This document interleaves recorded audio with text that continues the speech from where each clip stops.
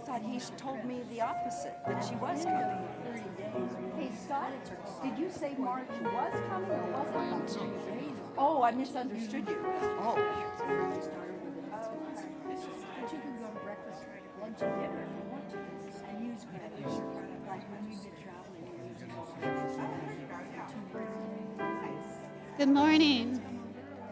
Our gathering song is a spiritual hymn from the African American tradition. Please rise in body or in spirit as we sing Over My Head.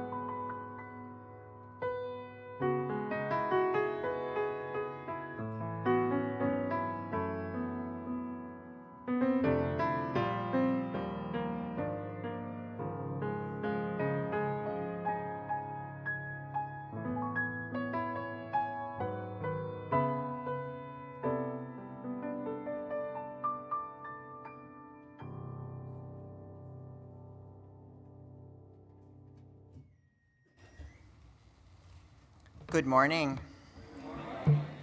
Welcome to the Mount Diablo Unitarian Universalist Church. I'm the Reverend Leslie Takahashi, and my pronouns are she and her. And we're so glad to see you here today, here in the sanctuary. Those of you online, good to see you as well. This is such an important time for us to be together, and such an important topic that our intern minister, Aiden McMahon, will be bringing us today. So we're grateful to have you here today. If you are visiting us, and we do have a few visitors, please take a moment and sign a visitor's card if you haven't already done so. And if you're online, you can actually do that through our website as well. That's another way for us to know who you are and let you know who we are and some of the things we do. On the first Sunday of the month, we have an opportunity for those who are willing to commit to be part of creating this place of care and sanctuary to sign our membership book. And we will also honor next month those who have joined this quarter. So if you're planning to join in 2025, this is a great time to sign the book. We have a lot going on, and the best way to know about that is to read our online newsletter, which comes out every Friday. You can look at the Beacon newsletter for the month, which comes out at the beginning of the month. And I also want to hold up a couple things. We are all being asked to participate in a prophetic witness, which is our topic today. And this witness is around our economic witness and our economic power. And we're being asked by many groups to refrain from shopping at a number of our major online stores from the 25th, from the day after Thanksgiving through Cyber Monday, the following week, and to support local businesses and also to seek alternative ways of being in community. So we are having, it just so happens, our harvest meal, which we have every year, on Friday at 2. We would love to have you there. There's a sign-up sheet in the Borton Hall. You can also sign up to help us shop in the next couple days, which we really need, or Reverend Rodney and I are going to see a lot of grocery stores, and to come to our early party for food prep on Wednesday, which is always a lot of fun. So we'd love to have you at either of those. Sign-ups are in the Borton Hall. You can also do so online. And today, after service, we have our Movies That Matter with Linda Russell, and we also have a brief conversation about Go Wish, which is about our wishes, making clear our wishes for end of life. And it's a fun, actually, I know this sounds a little nutty, but it is actually an engaging way to be in that conversation if you've been thinking about having it. So a lot going on, but most importantly, we're grateful that you're here. Welcome to this beloved community.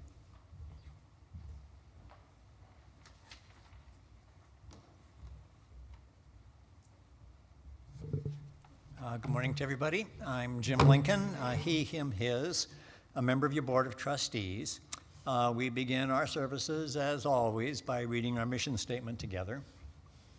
We bring to life our Unitarian, Universalist values as we seek truth and work for justice, nurture compassion and courage, reach out to each other and to our larger community of faith, bridge the divisions that wound the human family, transform ourselves and our world. So this community is self-supporting. The federal government has cut off our supply of funding, sadly, so we're going to have to make do. Just kidding. Some alternative universes would be true. Our donations of time, talent, and treasure fuel all that we do here. Thanks to all who attend our Let's Dream Together session yesterday here in the church. Those who came, I think, developed some amazing and aspirational statements which will guide our ability to move boldly into the future together. Check them out in the December Beacon or at our congregational forum in January. And as you consider your end of the year giving to nonprofits and charitables and so on, please remember that this church depends on the gifts of our community. And welcome. It's great to be together.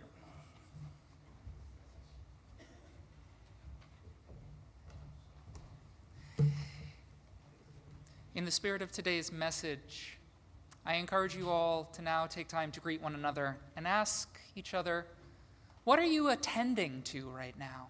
What is on your mind?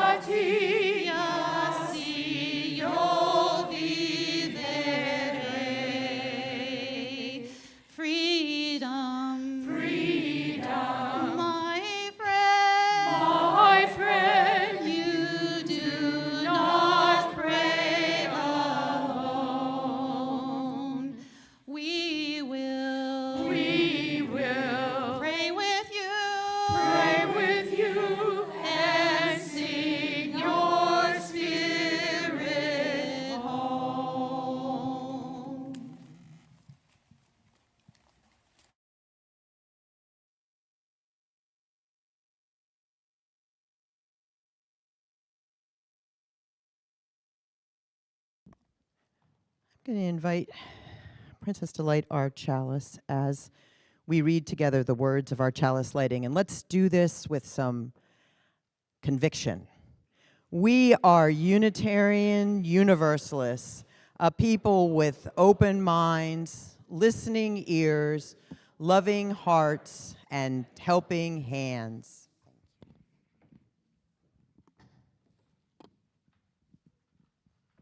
Good morning. I have a story for you all today called The Marvelous Mistakes of Milo the Mole. Once upon a time, underground, Milo the Mole lived in a cozy burrow beneath Maplewood Forest. His home had twisty tunnels, snug little rooms, and one very special spot, a little nook where he stored all the things that he wasn't quite sure about. Rocks that he hadn't figured out how to stack, seeds that he wasn't sure how to plant, and doodles that didn't turn out the way that he had hoped. Milo loved to try new things, but he did not love messing up. In fact, every time he made a mistake, he felt a little ping in his whiskers and wondered, what if I'm just not good at anything? Unfortunately for Milo, mistakes followed him everywhere, like very clumsy and annoying shadows. One morning, Milo decided to dig a brand new tunnel. He packed his little digging gloves, grabbed his tunnel map, which looked more like squiggly lines than a real map, but anyway, he got to work. He dug left, he dug right, he dug down, and then, oops, he dug right into Mrs. Field Mouse's pantry. Grains spilled everywhere. "Oh, sprouts!" Milo squeaked. Mrs. Field Mouse looked at the mess and then looked at Milo and said, "Well, that wasn't what I expected this morning." Milo felt that ping in his whiskers again. "I'm so sorry, Mrs. Field Mouse. I'm terrible at digging." Mrs. Field Mouse smiled kindly. "Oh, Milo, you're a mole. You were born to dig. But even moles don't get it right every time. Let's pick up these grains together. Mistakes are just tunnels, leading to, well, better tunnels." And Milo blinked. He had never thought of mistakes that way. Feeling a little braver, Milo tried something new the very next day: berry picking.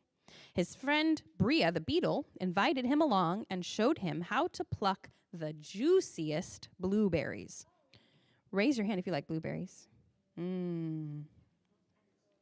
"Easy," Bria said. "Just grab and twist and drop." Well, Milo grabbed, he twisted, he dropped, but he was a little bit too rough, and the whole bush fell over. Bria gasped. "Milo, that's not how berry picking works." Milo's whiskers drooped. "I'm sorry, I ruin everything." Bria shook her shiny head. "No, you don't. You just haven't practiced berry picking enough yet. Everyone starts out plucking the wrong thing at least once in a while." "Everyone?" Milo asked. Bria nodded proudly. "One time I tried to pick a berry and I accidentally rolled a whole log instead." Milo giggled. "You rolled the whole log?" Bria grinned. "Yep, mistakes make the best stories." And Milo began to feel something unusual, something warm, something like possibility. Soon it was time for the annual Forest Festival, where every creature shared a talent. Squirrels danced, chipmunks played tiny little flutes, and fireflies lit up the dance floor. Milo wanted to join, but he still wasn't sure what he was good at. "What if I mess up in front of everyone?" he worried. His friends gathered around him. Mrs. Field Mouse said, "Remember, mistakes are just tunnels to better tunnels." Bria the beetle added, "And mistakes make the best stories." Just then, Milo had an idea, a big idea, a brave idea. He took to the stage and said, "Hello, My name is Milo, and my talent is messing up. The animals gasped. Milo continued, well, not just messing up. I mean, trying, and trying again, and learning things the messy, wiggly, imperfect way. Then he demonstrated. He stacked his funny little rocks, which fell down. Everyone laughed. He drew a doodle, which looked like a potato wearing a hat. Everyone clapped. He dug a tunnel, which popped up behind a raccoon, who shrieked, "Who did that?" Everyone roared with laughter. Milo bowed. See? Mistakes helped me learn every single one of these things, and they helped me discover that actually I kind of love learning the wiggly way. The forest animals cheered louder than they had for any of the performances that had actually gone perfectly. And from that day on, Milo didn't hide his mistakes in the little nook anymore. He kept trying, he kept learning, he even started a marvelous mistake club where animals could share things they weren't good at yet. And he discovered something wonderful. Mistakes aren't proof that you're bad at something. Mistakes are proof that you're brave enough to try. And that, Milo decided, was the most marvelous thing of all. The end. Please join us in singing the children and youth to their activities.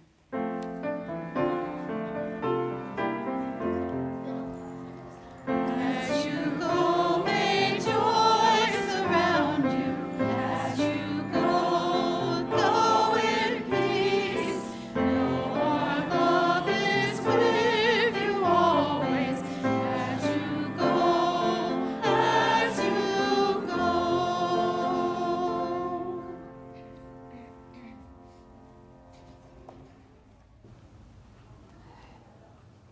In the spirit of our tradition's long history of justice work, stretching back to the founding of the Unitarian Service Committee in 1940 and beyond, working to help people escape Nazi persecution. Today, I would like to invite us into a responsive reading. This reading is inspired by the words of St. George Romero in honor of Trans Day of Remembrance, which we observed this past Thursday. I will read the boldface, and I would ask that you respond with a portion in italics. Peace is not the product of bathroom bills or medical malpractice.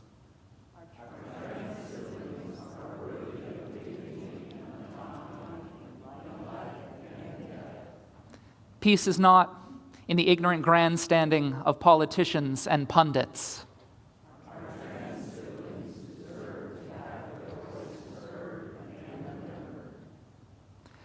Peace is not the silent result of cultural ostracization.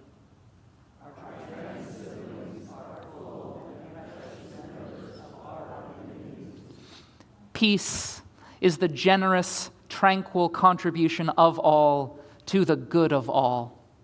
No exceptions, no exclusions. Peace is dynamism.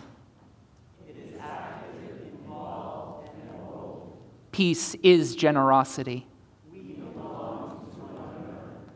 It is right and it is duty. We are resolute and united in the face of hatred.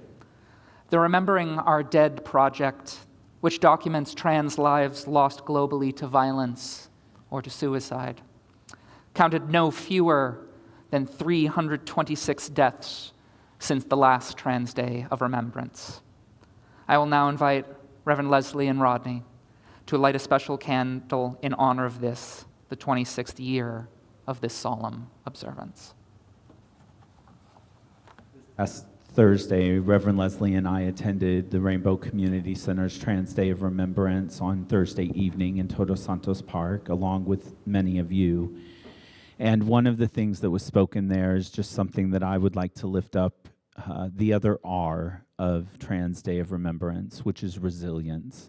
A community so under attack right now, and yet so brave and tenacious enough to show the rest of us what it means to live in our authentic bodies and selves.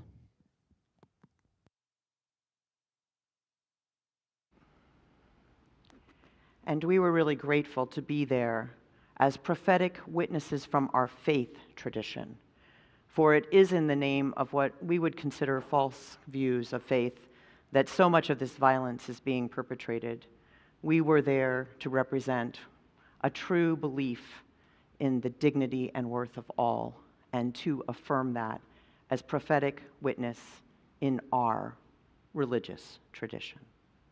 So we light this candle, asking that all of us become witnesses for this important time.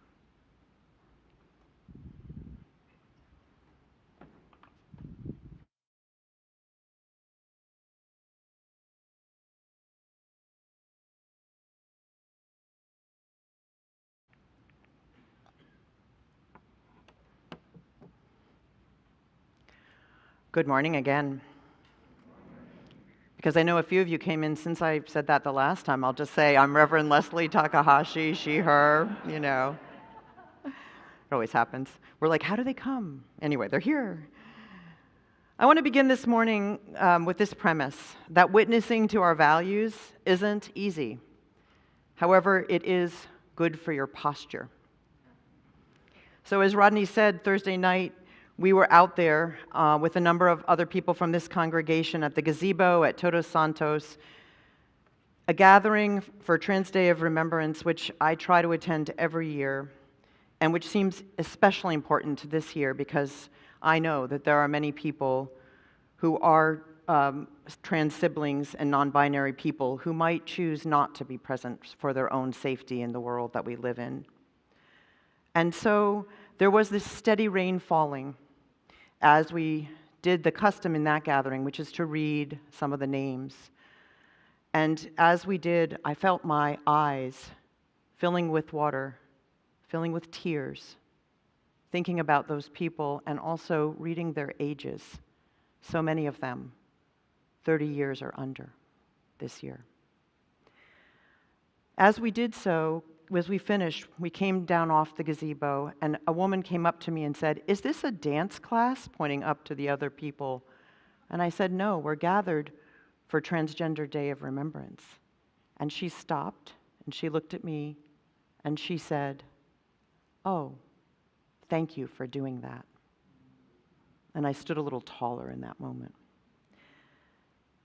One of the most important things to do in a time of great peril is for us to return to the bedrock and core principles, to remember who we are and what we want to be. That was from Amara Jones, the 2025 Ware Lecturer at the Unitarian Universalist General Assembly of Congregations last June. One of the preeminent transgender activists and journalists, Amara Jones went on to explain how the far right has spent much effort and many dollars researching, looking for a wedge issue which could bring them the hate power that they used to use before marriage equality became the law of the land. What their research, what all those dollars invested found them, was that they could do that with the issue around spreading transphobia. And now around the world, as Amara Jones described, transphobia is found hand in glove in nations where there is a rise in fascism. Transphobia is in the water of our democracy with no known antidote, she said. For me, the place of prophetic witness is often found at that intersection where facts meet faith.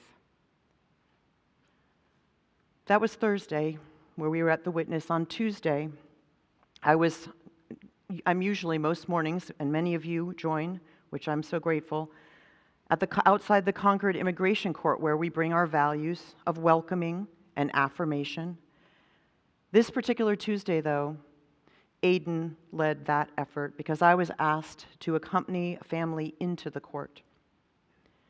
And for what seemed like an eternity, I held the shaking hand of a woman whose husband faced imminent deportation. This couple chose to show up in court because their values told them to obey what they were told to do. She told me that as we were waiting. And after the judge ruled that her husband would remain free, the woman collapsed with relief for a brief moment, and then she and I and her husband and the judge all sat up a little straighter. Witnessing to our values strengthens the backbone, and this woman, whose family trauma was detailed in that courtroom, was a paragon of fortitude. Now, Amara Jones details for us how much we as people of faith are needed as witnesses. And a good way, by the way, if you weren't able to join us on Thursday night to honor Transgender Awareness Week, which just passed, would be to watch that 2025 Ware lecture with Amara Jones. It's very informational. Witnessing makes us smarter, and it helps us learn. Sometimes witnessing to our values looks silly. Friday found me riding around with an open bottle of laundry detergent in my lap for the entire day. A trip downtown for one of our coffee and conversations brought me close to Molly's Market, which is a refill store, and one of my values right now is to try to minimize the use of plastic. So I brought the bottle, not noticing that the cap, which goes on top of it, was missing. So I filled it up because I never have time to get there in time. And then I proceeded for the rest of my day, which involved an unusual amount of driving, because there were some emergencies I had to attend to and some unplanned things. Navigating all of that with the bottle, that also made me sit up straighter since it was in my lap. Witnessing to our values can make you have a better posture. Our harvest meal this Friday will be one of those opportunities for us to do something different, and I honor that.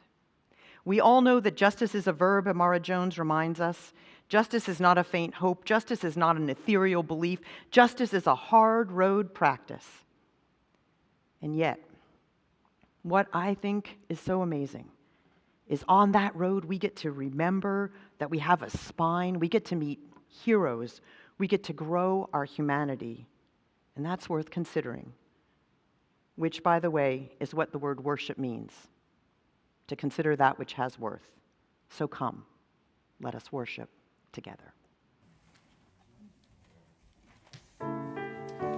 With lyrics by Unitarian minister and poet Frederick Lucian Hosmer and music by composer Thomas Benjamin, today's congregational hymn is a song of prophetic witness, freedom, and faith. Please rise in body or spirit as we sing From Age to Age. Witness to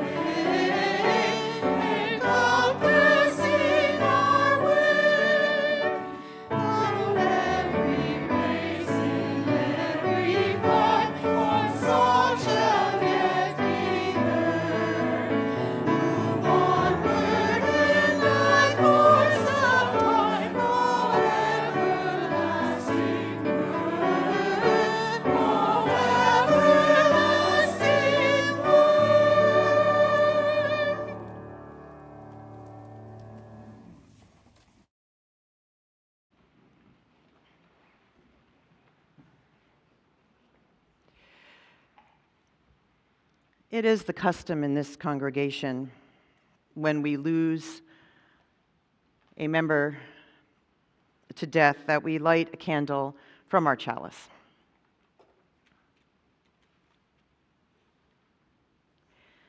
And last week, I had the opportunity to share with you that our beloved member, Harvey Siegel, was in his last hours, and he did, in fact, die later that day. Harvey and his wife, Jackie, were longtime members of this congregation, contributing much.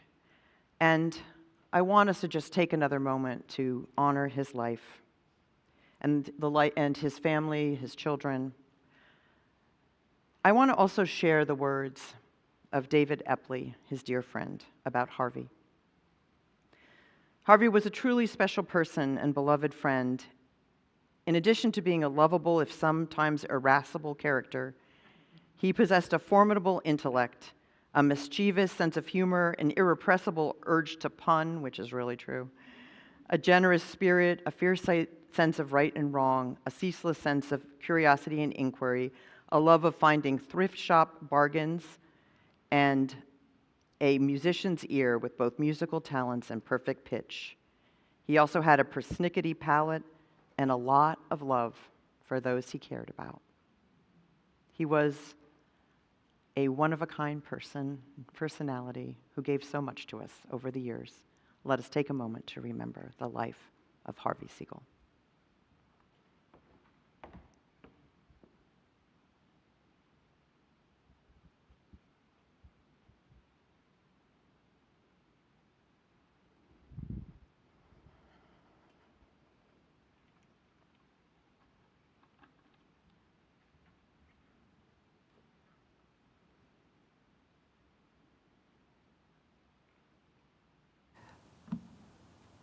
We now come to the portion of our service where we uplift the joys and sorrows of our community.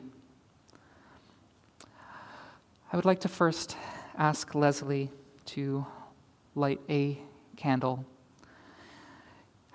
in honor of the clergy, including several UU clergy in Chicago who this past week were violently assaulted while witnessing to their values in front of an ICE detention center. Going to invite Sharon Solstice up. Celebrating a successful bid for love. Deep gratitude to the organizers and volunteers, donors and bidders, and everyone who participated. Special appreciation to Emily Harris, Janice Davis, Jen Marsh, and Rose Barretto.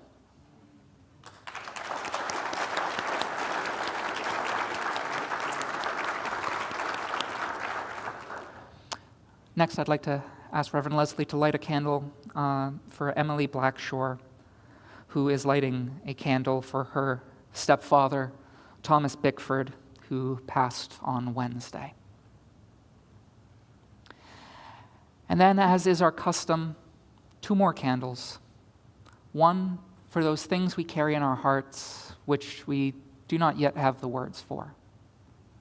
And a second one for the myriad causes of despair in our world, of injustice, lack of peace. Thank you.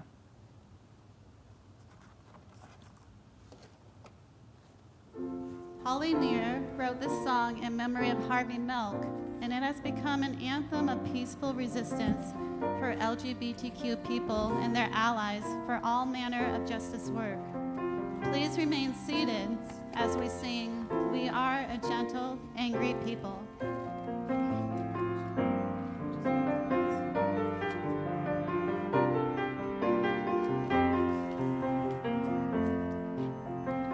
We are gentle, angry people.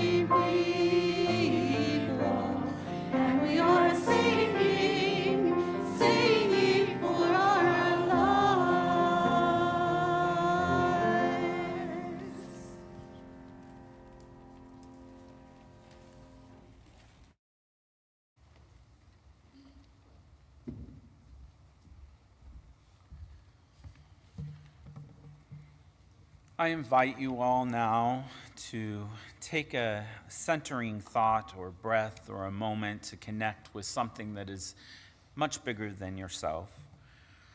And I invite you into that spirit of deep ask that is sometimes called prayer.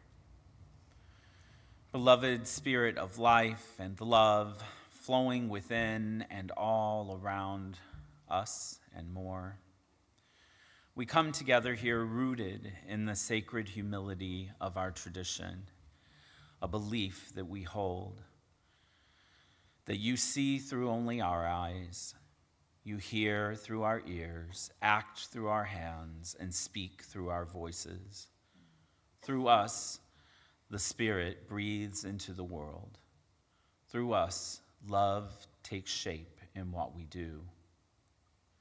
When we see a parent bound in zip ties, a father torn from his children, lives held captive by endless detention, those in our midst who are unhoused or hungry, we become the eyes of the divine. When tears blur our vision and we long to turn away, steady our gaze so our witness stays true. When we listen to our young adults and families in our community and beyond, heavy with sorrow from a wounded planet and futures that feel so out of reach, we become the ears of compassion, not to solve or instruct, but to open ourselves and truly attend. When weariness overtakes us, grant us the gift of sacred stillness, sacred silence, so we may know the deep joy of being heard.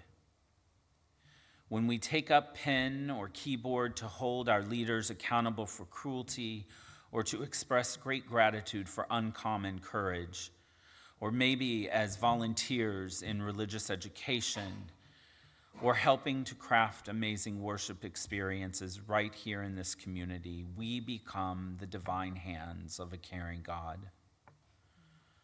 When our words feel inadequate in the face of overwhelming injustice, may this community strengthen and sustain us. When we step into school board meetings, city halls, congregational meetings, spaces of difference, we carry a spirit, a presence into the heart of that community. When our knees tremble, let this spiritual home steady us, for we know that showing up is prayer in motion.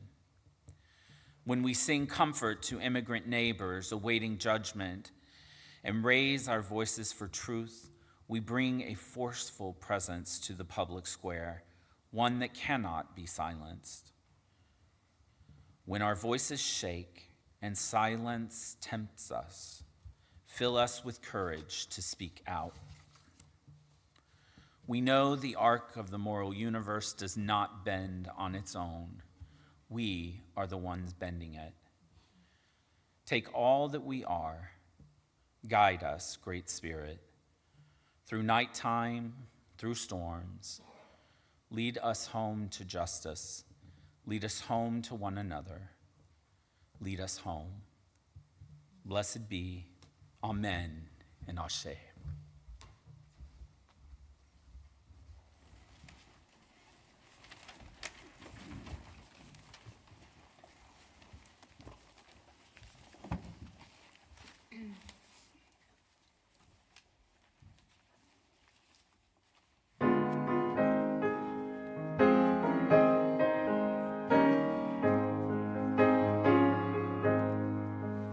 Precious Lord, take my hand, lead me on, help me stand. I am tired, I am weak, I am worn. Through the storm, through the night, lead me on to the light. Take my hand, precious Lord, lead me home. When my way grows drear, precious Lord, linger near. When my life is almost gone, hear my cry, hear my call. Hold my hand, lest I fall. Take my hand, precious Lord, lead me home. When the darkness appears and the night draws near, and the day is past and gone. At the river I stand, guide my feet, hold my hand. Take my hand, precious Lord, lead me home. Precious Lord, take my hand, lead me on, help me stand. I am tired, I am weak, I am worn. Through the storm, through the night, lead me on to the light. Take my hand, precious Lord, lead me home.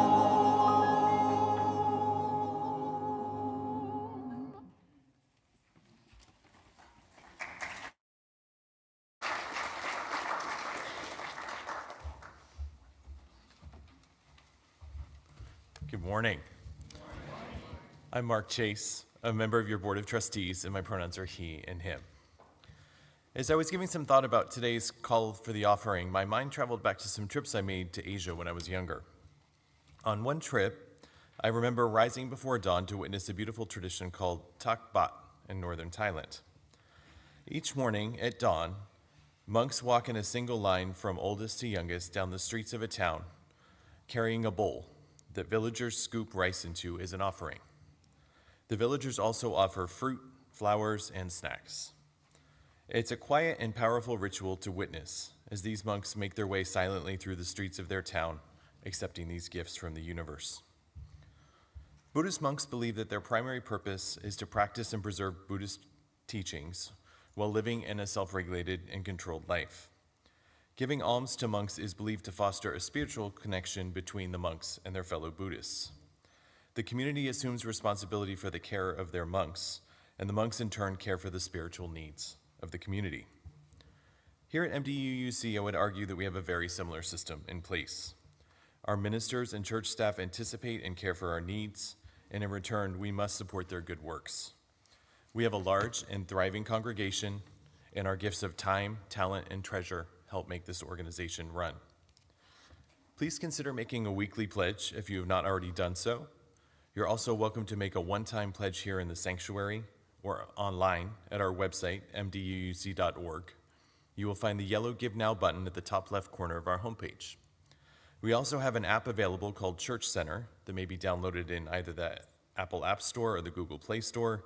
This is a terrific place to find out all of the happenings going on here at the church, make a pledge if you so desire, and to connect with others. Now I invite the ushers forward to gratefully accept your offerings.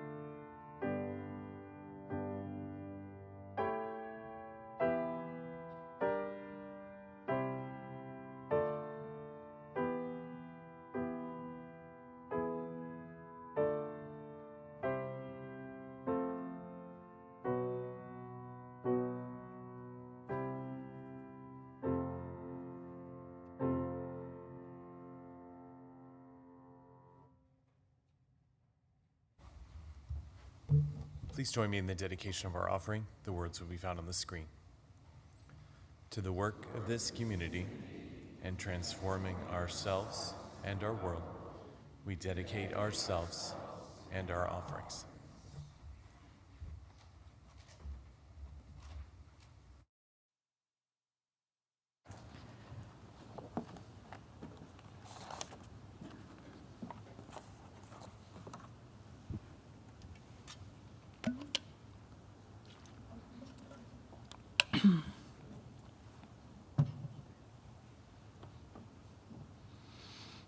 I'm afraid to die. I have been for most of my life, if I'm being honest. I think a lot of folks are, and we spend a lot of time and energy on suppressing or distracting ourselves from that. Until recently, however, that fear was more a vague awareness of my mortality that would creep up on me at odd times. Seemed to happen a lot in the shower. Don't know why.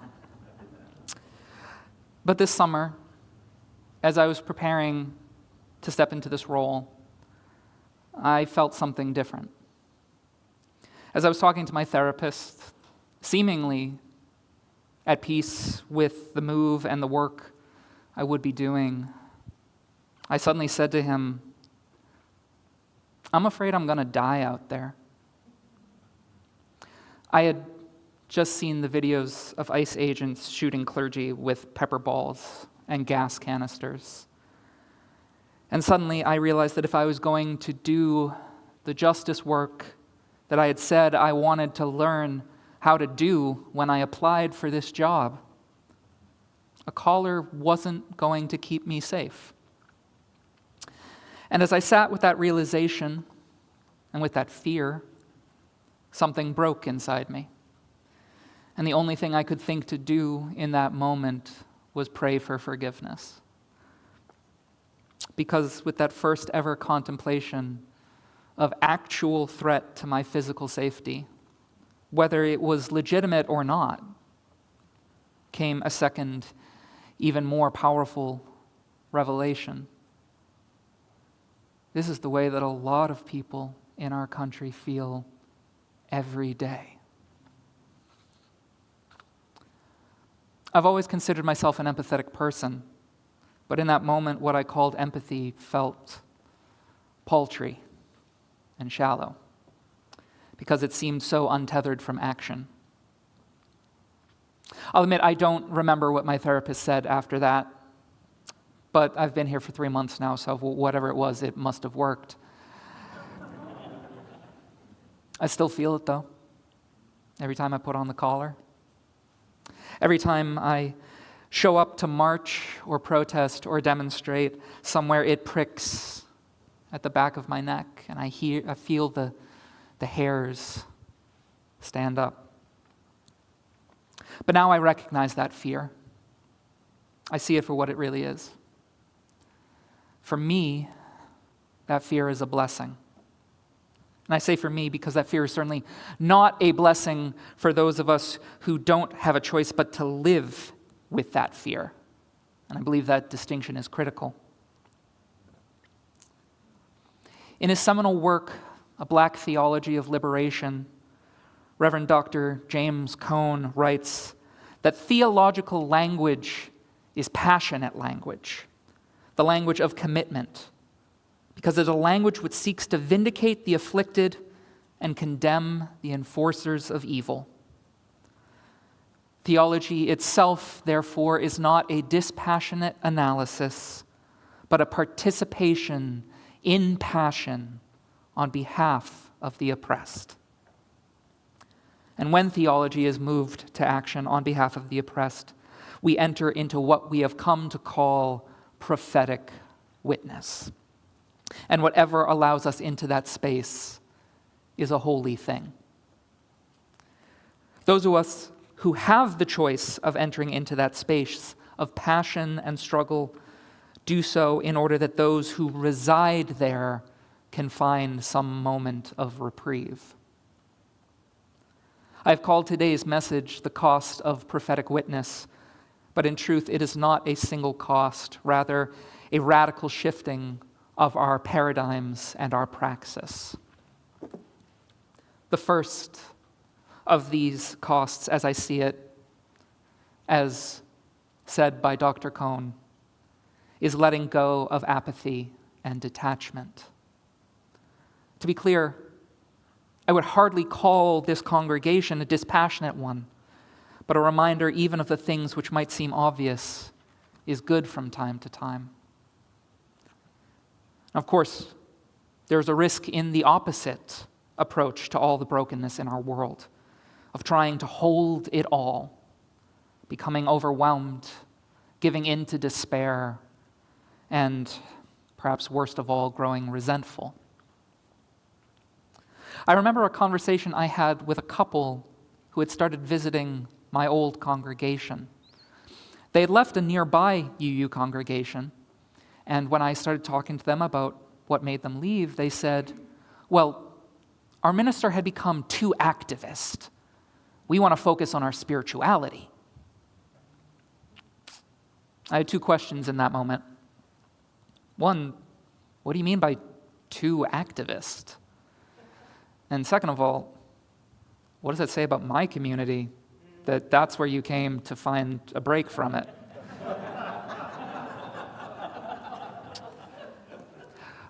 And I think about this story a lot because, first of all, I never got to hear their response. I got pulled away by something. But also because I worry how common this feeling is. We are all coming to this community from a lot of different places, bringing our individual and our cultural stories to how we think about and respond to issues large and small. I hear those stories all the time, all over the place. Here are just some of the things I've heard, in some form or another, from just about every congregation I've ever visited. I want to do something, but I don't know where or how to start. I feel like I'm not doing enough. It seems like there are people who just aren't pulling their weight. I can't do it all. Too much is being asked of me. And each one of these can mean very different things depending on who is saying them, especially that last one, because sometimes we shift the burden heavier onto people who are already carrying it. As I see it, the second cost of living prophetically is a call to humility and an abandonment of perfectionism. Not the false, I am but a wretched worm fit only to be trod underfoot kind of humility, but rather the ability to hold an honest and unbiased view of ourselves, our strengths, and our weaknesses. Humility allows us to foster our values like transformation and independence, because humility says, I am willing to listen, I am willing to learn, and I am willing to put in the work to make it happen. And I group perfectionism with humility because I believe perfectionism is the enemy of true humility and authenticity. What's more, and this was news to me, it's seen as integral to the culture of white supremacy because it forces us to project an aura of strength and control. Mistakes become sources of shame, not opportunities to learn. The perfect truly is the enemy of the good, because not only is perfection unachievable, it stops us from even taking the first steps towards the good. And to be clear, I'm guilty of this all the time, and I learned it early. It's literally baked into our education. I was really good in school, and I don't mean that as a brag. It came pretty naturally, except for a few areas of study, like foreign languages. I have no talent for it. And I had to write those things off as unimportant because my ego, as a high schooler, couldn't handle being bad at things that mattered. Good grades became a measure of my worth. Seriously, it stresses me out even thinking about visiting France. I would embarrass myself so badly. Je suis désolé. Most useful phrase I could know in French. I'm sorry. And I thought everyone felt that way. That's no way to live, being so afraid of making a mistake, so afraid of other people's judgment, that you never move outside of what feels safe and comfortable and familiar. There have been times when I've looked at the immensity of the world's problems and said, I can't do anything about that. And if I did try, I would probably make a fool of myself. Hell, I would, in all likelihood, end up making things worse. It'd be better for me to do nothing at all. That is a vicious lie, folks. If the devil existed, and I'm not saying that he does, that would have come right out of his mouth. No, there's a holiness in being willing to make fools of ourselves. If we wait to start until we're good enough, it's altogether likely that we will never start at all. So now we come to the hard part. I've been thinking a lot about Oscar Romero, whose words inspired the responsive reading we did earlier. I didn't change the last few lines because I find them so powerful. Peace is the generous, tranquil contribution of all to the good of all. It is right and it is duty. Peace is duty. Those words hit me hard every time I read them, and I wonder how they make you feel. I suspect it might make some of you bristle.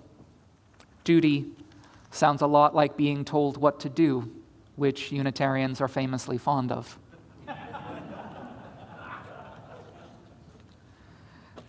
But when we agreed to be a faith community that upholds interdependence as one of our values, I believe that duty re-entered our vocabulary as a matter of necessity.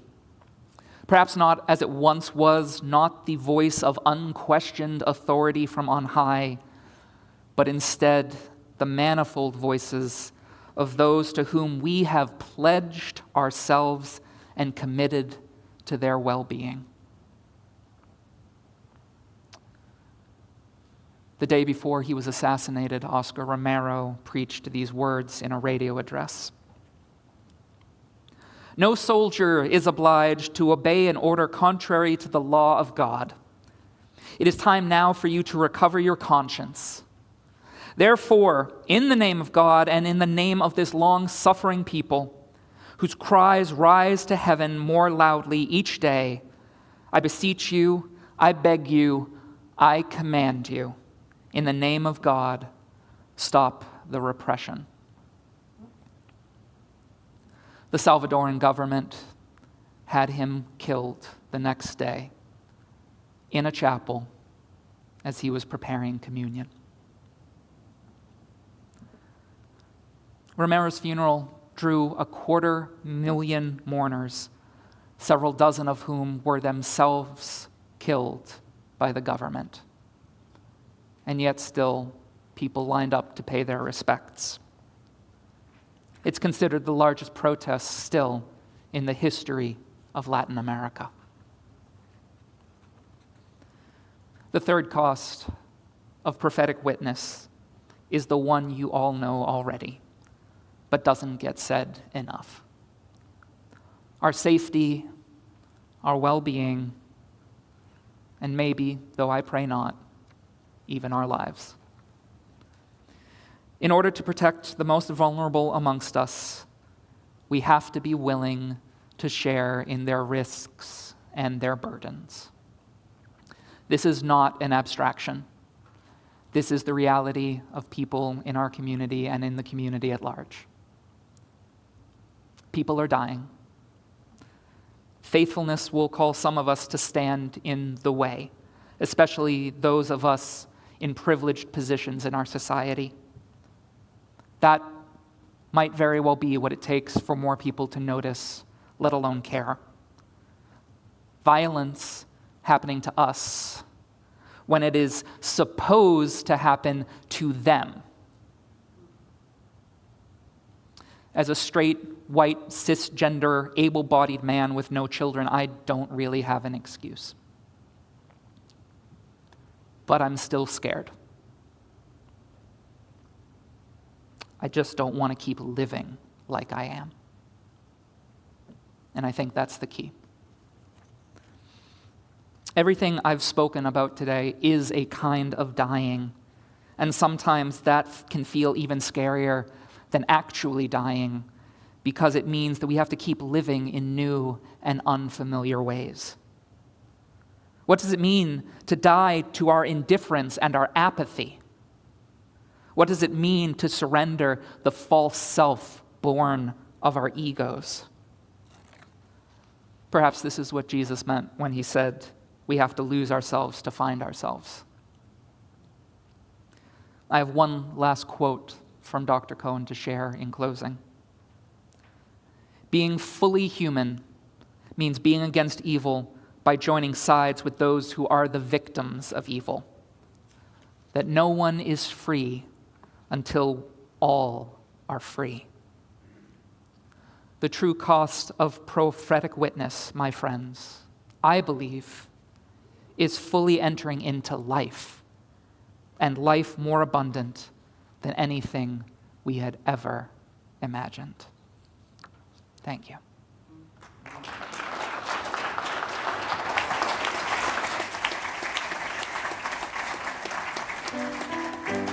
Sung to a common melody, Emily L. Thorne's lyrics call us to pay attention to our hearts and our world.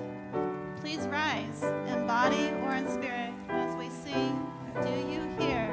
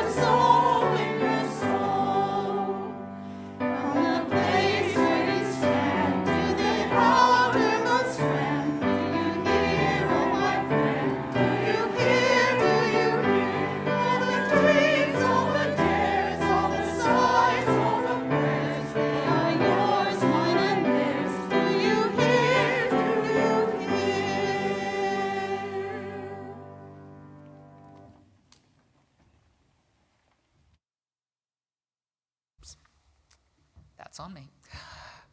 Our benediction today is written by Jim McGaw. When I say go in peace, I don't mean go in mindless oblivion. When I say go in peace, I don't mind go without challenging yourself or others. When I say go in peace, I don't mean go in utter ease and comfort. When I say go in peace, I mean go in peace seeking justice. I mean go in peace committed to equal rights and opportunities for all. When I say go in peace, I mean go in the peace that is created when together we build communities of true solidarity, deep compassion, and fierce, unrelenting love. Go in peace.